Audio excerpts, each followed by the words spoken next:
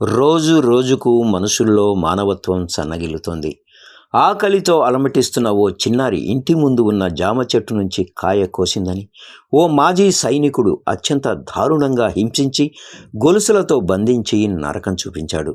ఈ దారుణ ఘటన హిమాచల్లోని ఊనా జిల్లాలో జరిగింది. ఇందుకు సంబంధించిన దృశ్యాలు సోషల్ మీడియాలో ఇప్పుడు వైరల్ అవుతున్నాయి.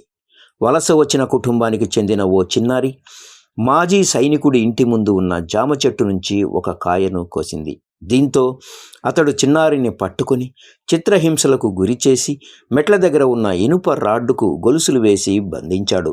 దీంతో చిన్నారి భయంతో విలవిలలాడిపోయింది. ఏం జరుగుతుందో తెలియక చిన్నారి అల్లాడిపోయింది. దీన్ని గమనించిన రోహిత్ అనే యువకుడు సాహసం చేసి చిన్నారి దగ్గరకు వెళ్ళగా చేతులెత్తి దండం పెడుతూ తనను రక్షించాలంటూ బిగ్గరగా ఏడుస్తూ మొరపెట్టుకుంది. అయితే మాజీ సైనికుడు మాత్రం ఆమె జామకాయలు దొంగతనం చేసిందంటూ తన చర్యను సమర్థించుకుంటూ కనిపించాడు. యువకుడు తీసిన వీడియోలో స్పష్టంగా వినిపించాయి. దీంతో వెంటనే పోలీసులకు, చైల్డ్ ఆఫీసర్కు రోహిత్ ఫోన్ చేయడంతో సంఘటనా స్థలానికి చేరుకుని చిన్నారిని గొలుసుల నుంచి విడిపించారు. ఈ ఘటనపై పోలీసులు కేసు నమోదు చేసి బాధిత కుటుంబ సభ్యుల నుంచి వాంగ్మూలాలు నమోదు చేశారు. చిన్నారికి వైద్య పరీక్షలు నిర్వహించారు. ప్రస్తుతం దర్యాప్తు కొనసాగుతోందని పోలీసులు తెలిపారు. అయితే ఇందుకు సంబంధించిన వీడియో ఇప్పుడు సోషల్ మీడియాలో వైరల్ అవుతోంది. ఇంత క్రూరత్వమా అంటూ నెటిజన్లు దుమ్మెత్తిపోస్తున్నారు.